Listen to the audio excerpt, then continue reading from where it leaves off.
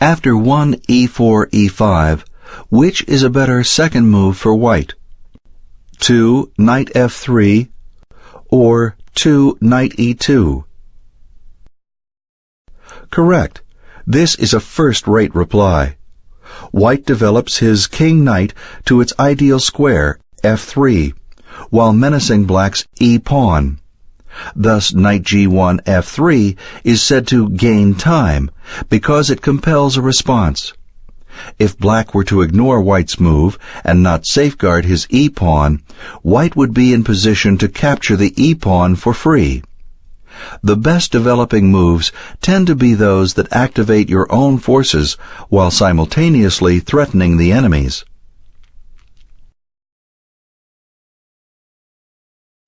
Incorrect. Like 2 knight g1 f3, this move also mobilizes the king-knight, but with two important differences. It doesn't gain time by threatening black's e-pawn, and it actually hinders the development of the f1 bishop by blocking the a6 f1 diagonal. In order to get out the f1 bishop, which is necessary for kingside castling, white would either have to waste time or weaken his position. Either he'd have to make another move with the e2 knight, or he'd have to move the g-pawn to flank the king-bishop, which entails a weakening of f3 and h3. As a rule, if you can't decide whether to develop a knight to its second or third rank, be bold. Gain space and mobility by opting for the third rank.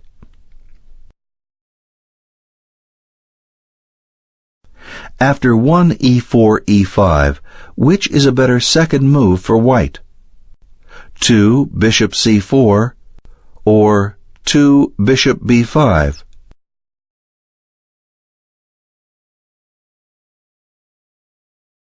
Correct. Developing the bishop to c4 is a stellar second move. It brings white a step closer to castling kingside, and takes dead aim at important squares along the a2 g8 diagonal, including d5, e6, and f7, the black heel of Achilles. This f7 is the weakest point in black's camp in the opening because it's guarded only by the king. It therefore becomes a stepping stone in many of white's shortest victories. The counterpart for black is f2, which is the scene of many of white's earliest debacles.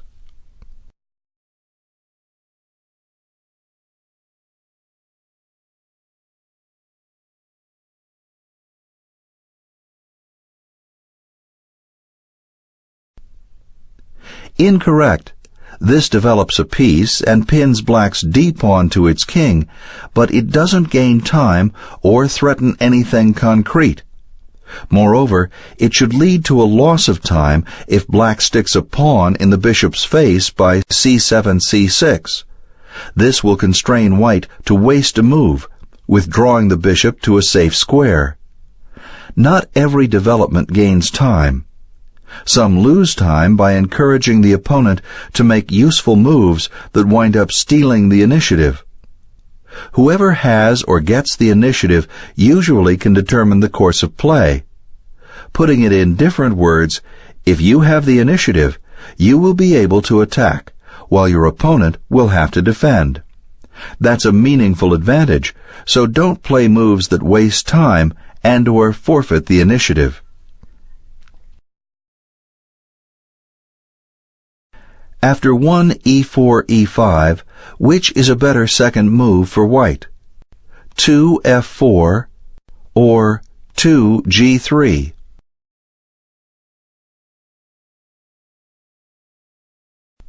Correct. This signals the king's gambit.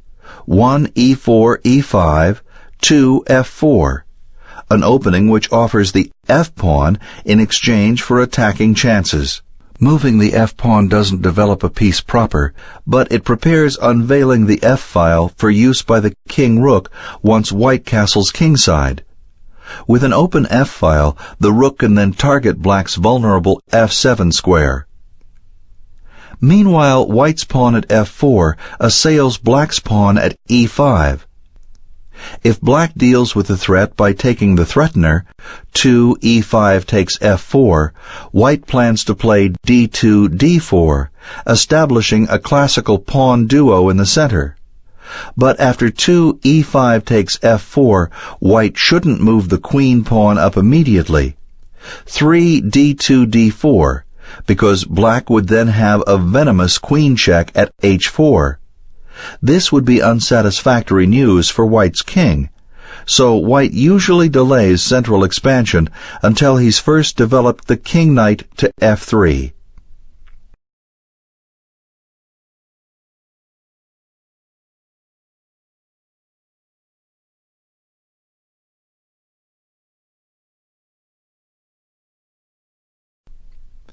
Incorrect. This is an unnecessary move. It's played to fianchetto the king-bishop at g2, but this bishop can already be deployed along the a6 f1 diagonal. Once you have a way to actuate a piece, utilize it. Don't play needless moves, especially weakening pawn moves in the opening, for a wasted tempo can lose the initiative and even the game. To develop the king-bishop, just move either the e-pawn or the g-pawn, but not both, unless there's a very good reason. After 1 e4, e5, which is a better second move for white? 2 queen f3 or 2 d4? Incorrect. This is a pitiable developing move, and a risky one at that. It not only blocks f3, depriving the king-knight of that square's use, but it positions the queen where it can conceivably be attacked. Two potential threats come to mind: a black knight eventually moving from c6 to d4, and a black bishop, supported by a knight at f6, moving to g4. Both of these would be nettlesome to white's queen. And what does white gain by incurring these risks? A lone threat to f7, which black can cope with at will. As a general rule, don't bring out the queen early without necessary and/or desirable reasons. Correct. This advance is likely to lead to an open d-file, regardless whether black's e-pawn takes white's d-pawn or white's d-pawn takes black's e-pawn. If black does take white's pawn, 2 e5 takes d4, white has the option of taking back, 3 queen d1 takes d4, or offering a gambit by 3 c2 c3. Still preferable to this move, 2 d2 d4, is 2 knight g1 f3, preparing the d-pawn's movement with backup protection.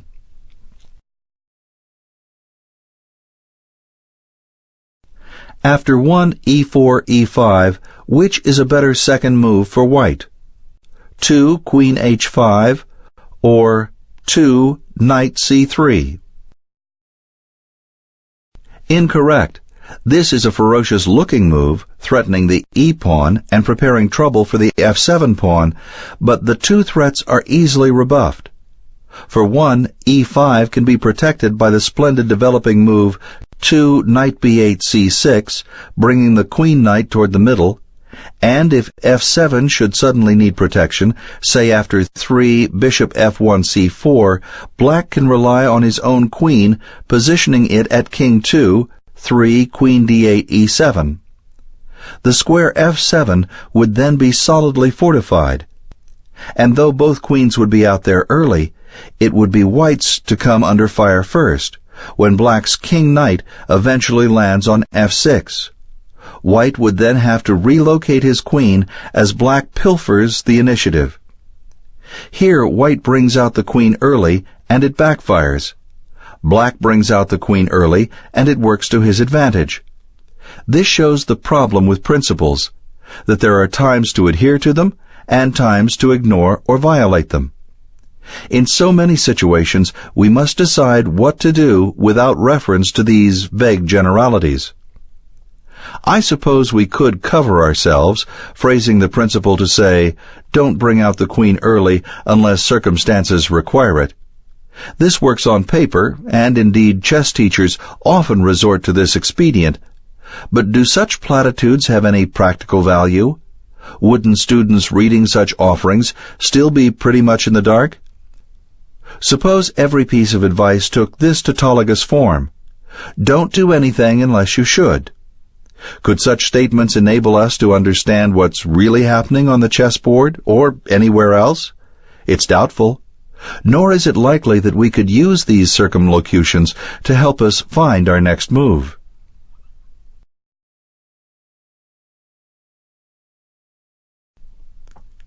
Correct. This builds White's central game and develops a new piece. It jeopardizes nothing, and it overprotects the king-pawn, ensuring it against future threats. It also deters Black from advancing his d-pawn 2 squares. Another point is that it keeps the f-pawn unblocked, so that before developing the king-knight to f3, White still has the option of undermining Black's e-pawn by playing f2, f4.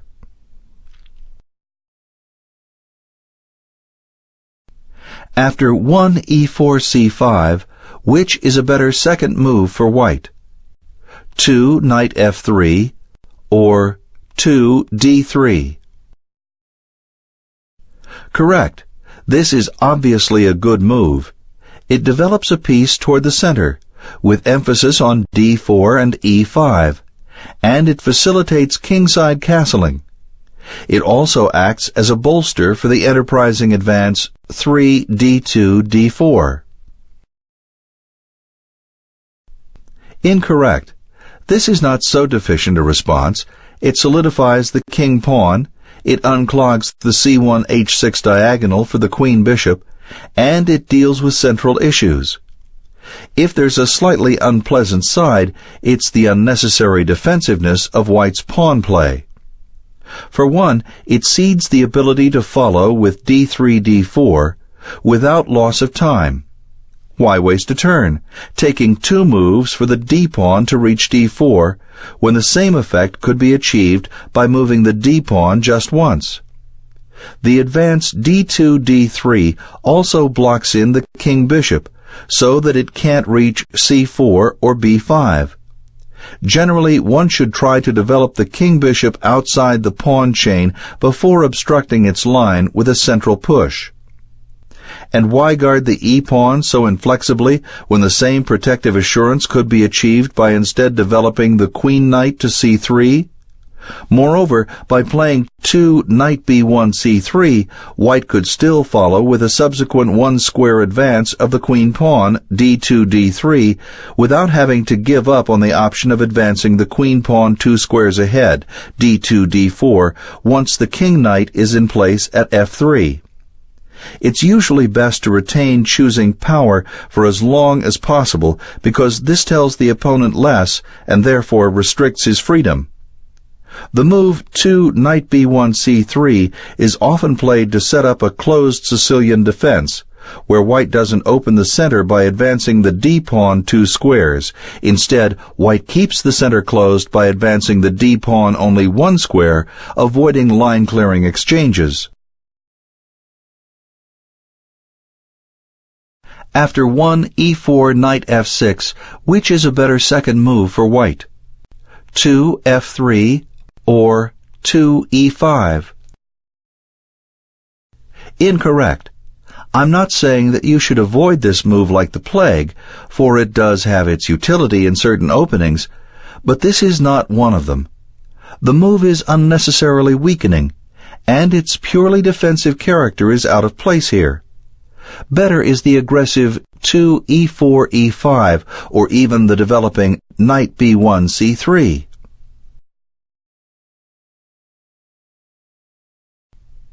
Correct. This is the right play. It maintains the initiative and turns Black's threat around. After 2 e4 e5, the belligerent f6 knight must flee to safety. True, before crossing the mid-court line with a pawn, you must be reasonably certain that you're not overextending yourself. You don't want to move the pawn closer to the enemy, where it's easier to attack and further away from your own forces where it's harder to defend, unless you can see your way through the woods. Here the line of sight is clear, so 2 e4 e5 makes sense. After 1 e4 e6, which is a better second move for white? 2 d4 or 2 f4? Correct. With 1 e6, black allows white to set up a classical pawn center by 2 d2 d4, and that's what white should do.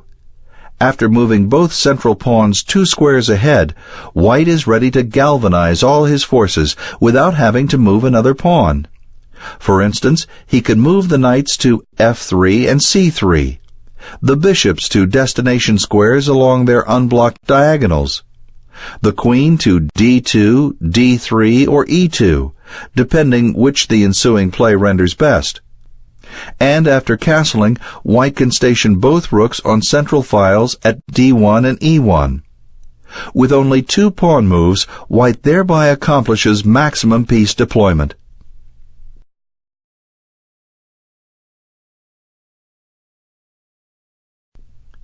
Incorrect. This is a weakening move here, most notably to the a7 g1 diagonal, and it offers little in the way of development. Nothing new can be brought out by virtue of having played f2, f4, and though the advance would increase the mobility of a castled rook positioned at f1, the extra space is not worth the time wasted or the weaknesses incurred.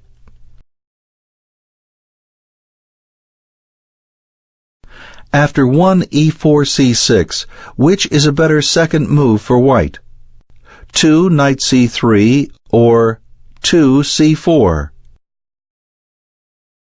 Correct. This is a fine developing move, which strengthens the e-pawn while observing the focal square d5.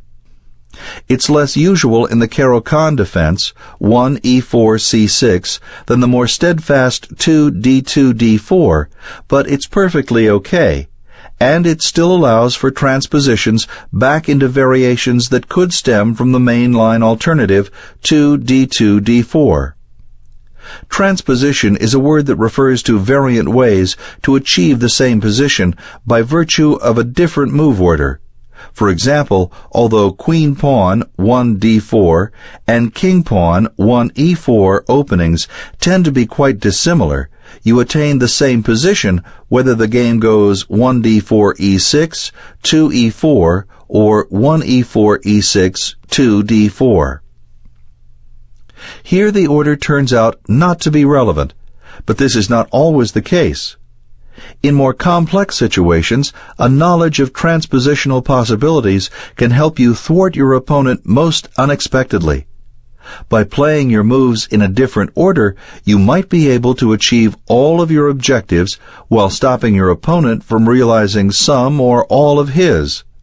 That is, by playing a move out of sequence, you might constrain your opponent to defend or adjust unnecessarily, which costs him time and or eliminates some of his options.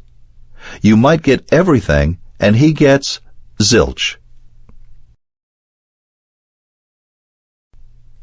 Incorrect.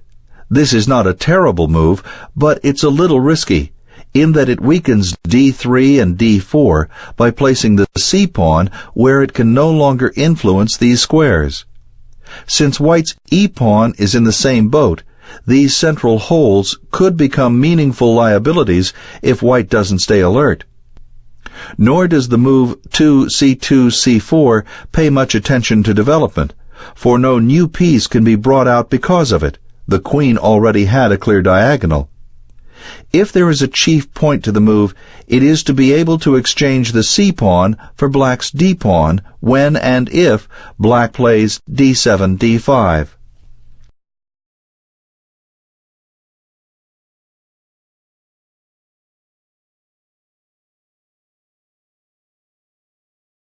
After 1 e4 d6, which is a better second move for white?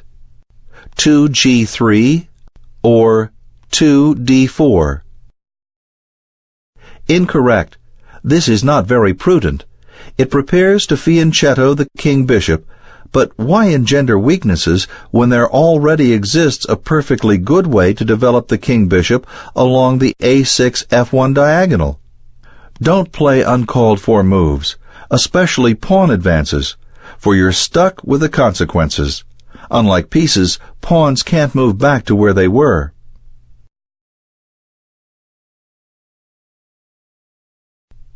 Correct. The right move. It confers space, it opens and attacks the middle, and it falls in line with White's ideal plan. It's so good, it's practically a reflex action whenever Black fails to play a challenging central move. Conversely, if White were to play too timidly, ignoring the center, Black in turn should try to establish his own classical formation, with pawns at d5 and e5. In effect, if White wastes his first few moves and allows Black to steal the initiative, it would be as if Black had started with White and White had started with Black.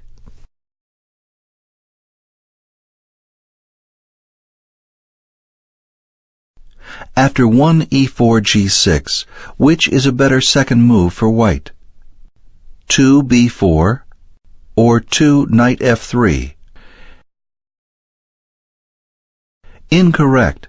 If there's a logic to White's move, it is to flank the queen-bishop at b2, opposing Black's anticipated fianchetto of the king-bishop at g7. But Black's flanking comes first, and after 2 bishop g7, White will have to endure a pin, uncomfortably placing a unit in the way at c3 or d4 to block the diagonal. Since the b-pawn's advance weakens the queen side, and since on b4 the pawn itself becomes a potential target, there are plenty of grounds to dismiss this move's case. Play something else.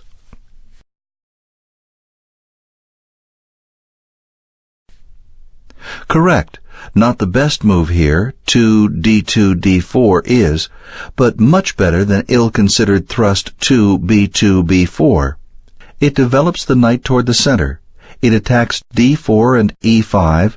It encounters no weaknesses, and it expedites kingside castling. After 1 e4 b6, which is a better second move for White? 2 knight c3 or 2 e5? Correct. This is not a pointed developing move here, but it's sound, and it spawns no problems. With it, White attacks the center and guards the e-pawn. Not bad for a day's work. But more could be accomplished by advancing the d-pawn 2 squares.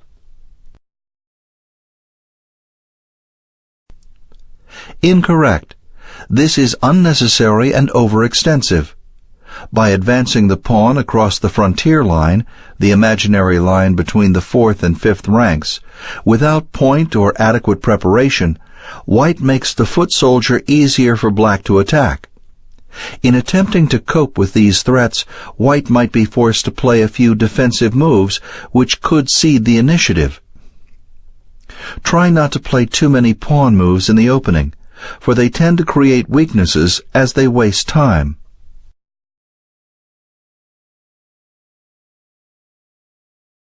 After 1 e4 knight c6, which is a better second move for White? 2 knight f3 or 2 c3? Correct.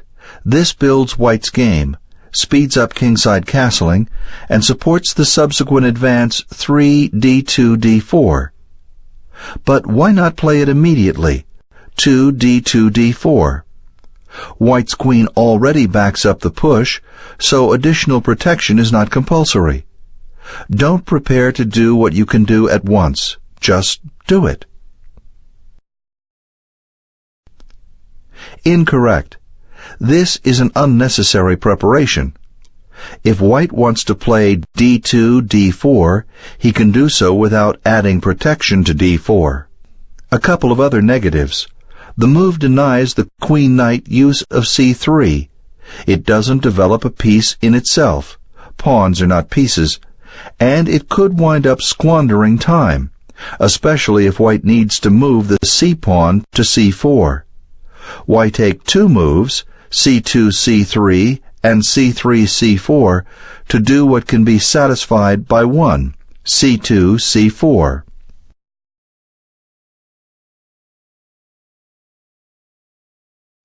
After one e4, knight a6, which is a better second move for white? 2, bishop takes a6, or 2 d4. Incorrect. This exchange disrupts black's queenside pawn structure, compelling black to accept doubled and isolated a-pawns after recapturing. 2 b7 takes a6. But to acquire this advantage, the impairment of the enemy pawn structure, white must also make a concession. He must surrender a bishop for a knight before it can be determined if this is a wise thing to do. Generally, bishops and knights, the minor pieces, are to be regarded as roughly equal, but obviously they have different abilities and therefore shine under different conditions. Some positions favor bishops, others knights, and ideally you want to keep the type of piece that would excel in the resulting middle game. Since bishops tend to outdo knights in a majority of situations, it is especially risky to give them up without having a fuller picture of the anticipated position. Move 2 is usually too early to make such a judgment.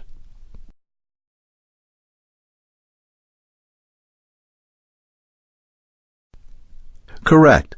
The best move, and one that still keeps open the possibility of busting up black's queenside pawn structure, bishop f1 takes a6, as soon as it becomes clear that this is the right way to go. Whenever you can set up an ideal pawn center with little or no friction against it, you should follow through on doing so. Black's first move, 1 knight a6, practically lets white have his way without a fight. After 1 e4 d5, which is a better second move for white? 2 d3 or 2 e takes d5?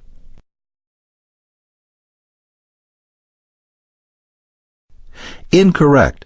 This is too passive, and it sacrifices the initiative. Furthermore, after black captures white's king pawn, 2 d5 takes e4, and white takes back, 3 d3 takes e4, black can exchange queens, 3 queen d8 takes d1 check. White will have to take back with his king, 4 king e1 takes d1. Once you move the king, you forfeit the ability to castle. With the king stuck in the middle, white is subject to constant harassment. He also might have difficulty connecting the rooks.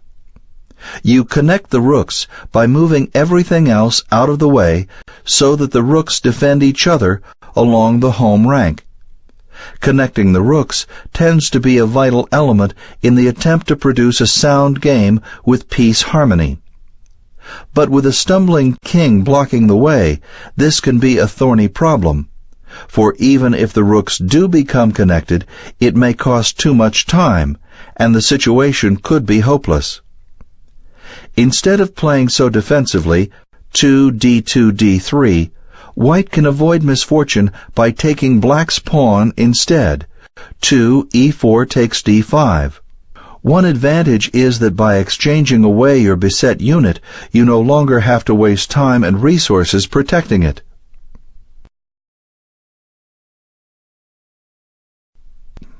Correct. White meets the challenge head-on by taking the threatening pawn. 2 e4 takes d5. Hoping to lure out black's queen to recapture the d-pawn, 2 queen d8 takes d5.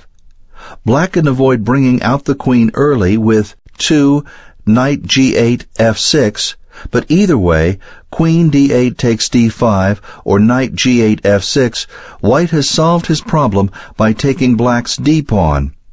This ensures obtaining at least equal value for the e-pawn without having wasted time guarding it.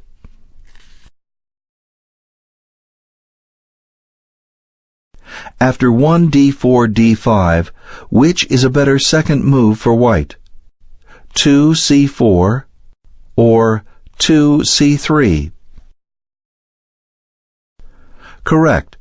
This move attacks the center and clears a diagonal path, a4, d1, for the development of the queen.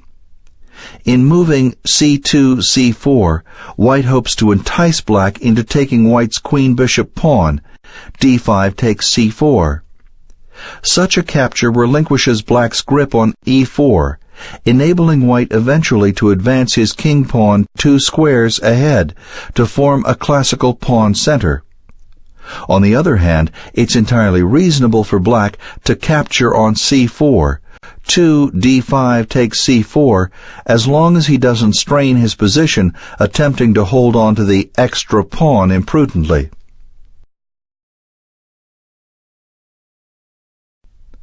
Incorrect. This is a rather plodding, plotless push.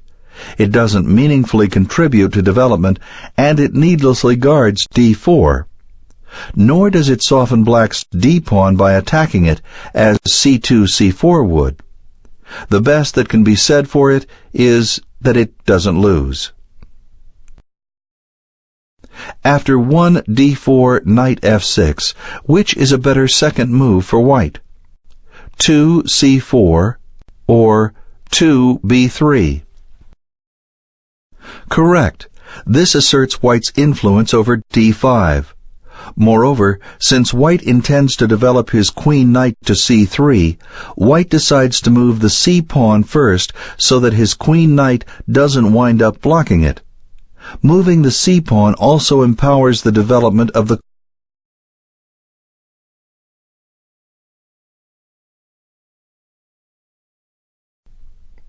Incorrect. This advance signals the flanking of the queen-bishop to b2. But why position the bishop there? The a1 h8 diagonal is obstructed by white's d-pawn. Besides, the bishop could already be activated along the c1 h6 diagonal, say to f4 or g5. So b2 b3 is therefore redundant. Neither player can afford to waste time, especially in the opening, for every move is critical in the battle over the initiative. Throw in that the b-pawn's advance weakens the dark squares a3 and c3, and we can throw out the move 2 b2 b3 with the chess trash. After 1 d4 f5, which is a better second move for white? 2 e4 or 2 e3? Correct. This is a gambit, but not a bad one at all. After black takes the pawn, 2 f5 takes e4, white gets ample activity with 3 f2 f3, which opens lines for attack. Since black has cheapened the e8 h5 diagonal by the early advance of the f-pawn, he must remain vigilant right into the mid-game, assuming he gets that far.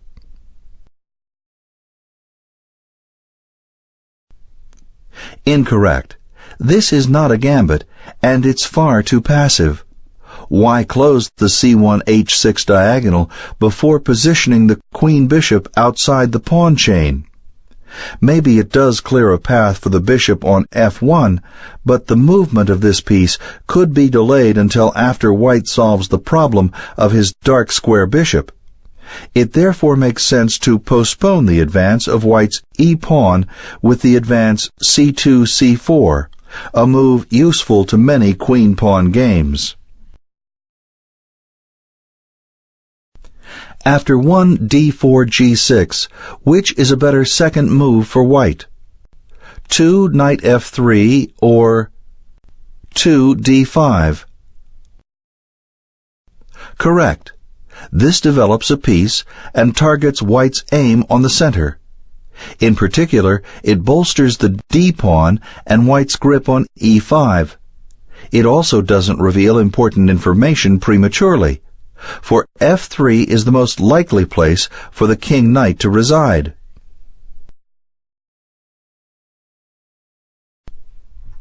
Incorrect.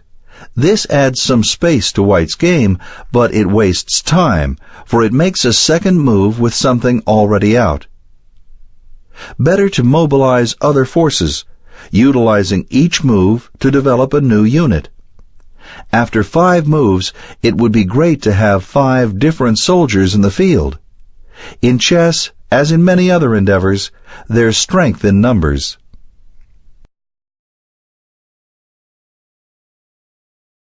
After 1 d4 c5, which is a better second move for white? 2 d5 or 2 knight c3? Correct. This moves the d-pawn for a second time, but it's still a good play because it enables white to keep his d-pawn. Otherwise, black exchanges his c-pawn for white's d-pawn, resulting in a central pawn majority for black of 2 versus 1.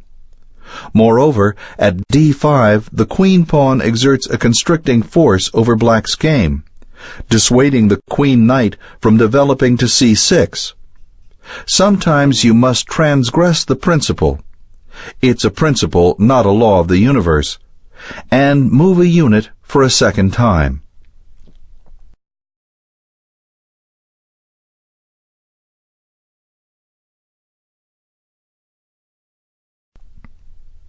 Incorrect. This is a good central development, but there's no immediate point to the move. It surely doesn't respond to black's preceding riposte, 1 c7 c5, which launched a direct assault on white's d-pawn.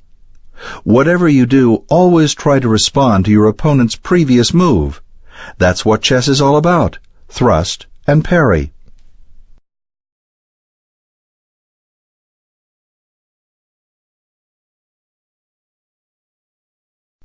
After 1 knight f3, knight f6, which is a better second move for white? 2 e3 or 2 g3? Incorrect. This is perfectly okay and may even lead to a nice position, but it's not especially relevant, and it might transpire that white prefers moving the e-pawn 2 squares ahead instead of 1.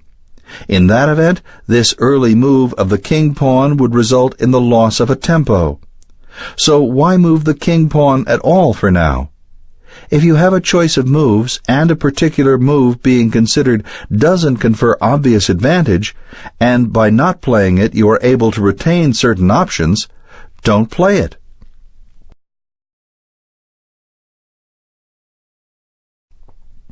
Correct. This leads to the fianchetto of white's king-bishop at g2, which is an excellent post for that piece. From g2, the bishop cuts across the middle along the a8 h1 diagonal, wreaking implied havoc. Some players refer to such pieces as sneaky bishops, because they can issue surprise at any moment once the intervening knight at bishop 3 is moved out of the way.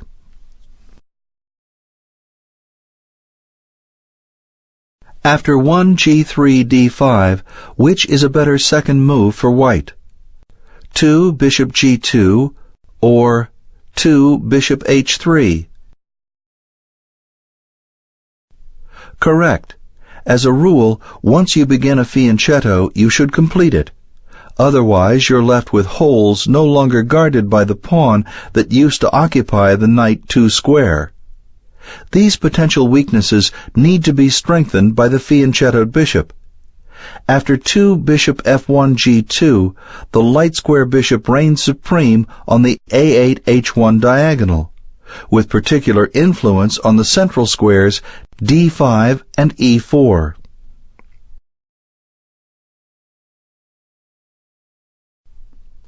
Incorrect. This is a mistake.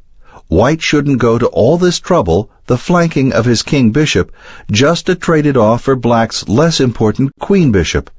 After all, the king-bishop helps to ensure the safety of the king when castled kingside, which is the more usual way to castle.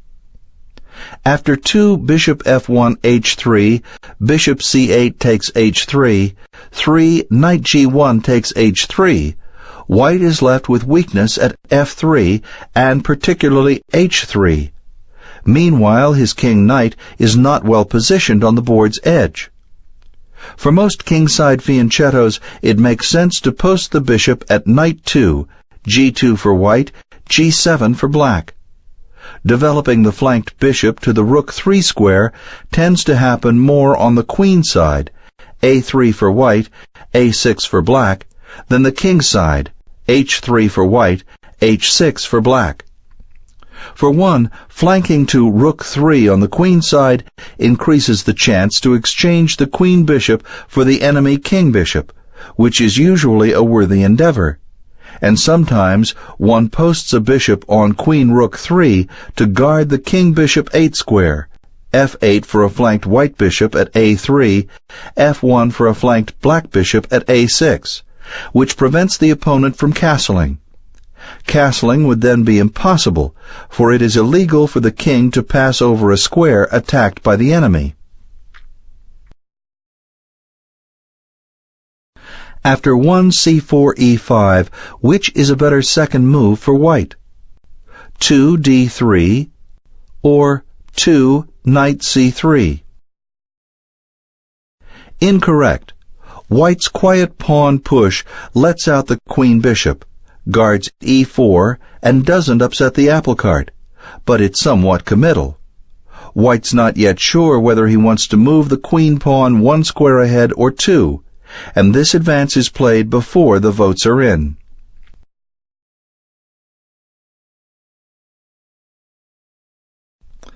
Correct.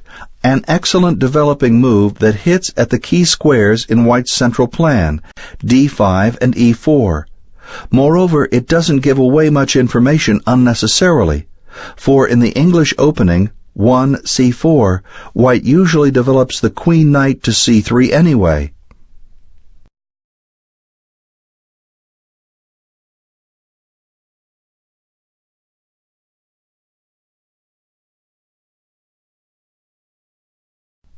After 1 f4 e5, which is a better second move for white? 2 e4 or 2 g3? Correct. By this clever transposition, white converts the opening into a king's gambit. In other words, it starts as a bird's opening, 1 f4, which is white's attempt to impact the dark squares in the center, especially e5. Black then attempts to transform the character of the game by sacrificing a pawn. 1 e5 in this situation, an artifice known as the Frome gambit. It's designed to expedite black's development and steal the initiative, with the hope of mustering serious threats along the d6 h2 and e1 h4 diagonals. But not wishing to abandon his first move advantage, white counters with a gambit of his own. He offers the f-pawn. This transposes the game into a king's gambit, an opening that's more usually brought about by a different move order, 1 e4 e5, 2 f4, instead of 1 f4 e5, 2 e4. The resulting position is the same, but white achieves it with an element of surprise, and this is often the secret to winning, making the opponent feel he's been tricked. What you don't gain materially, you can more than make up for psychologically.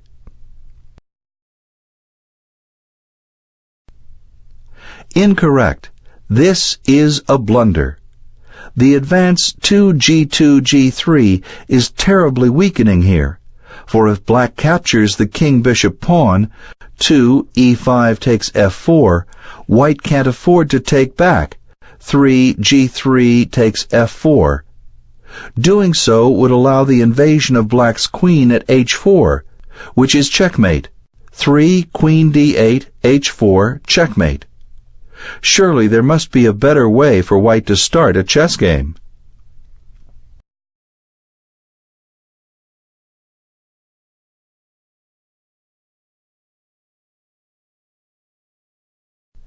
After 1 b3 e5, which is a better second move for white? 2 bishop b2 or 2e4. Correct. This is consistent.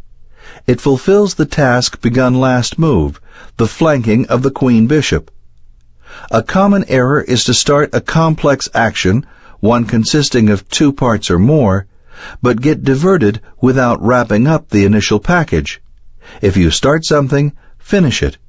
And if you get distracted, make sure to find your way back as soon as you can.